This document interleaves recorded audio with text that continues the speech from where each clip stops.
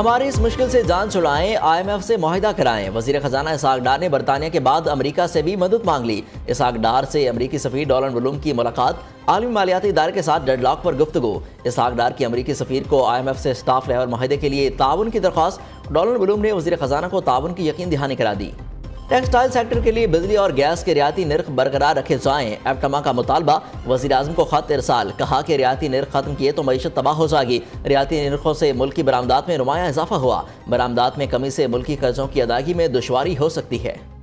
وزیر خزانہ اسحاق ڈار کی زیر صدارت اقتصادی رابطہ کمیٹی کا اجلاس، کراچی الیکٹرک کے صارفین پر ₹1.52 سرچارج عائد کرنے کی منظوری، کہ الیکٹرک صارفین سے سرچارج 12 ماہ میں وصول کیا جائے گا۔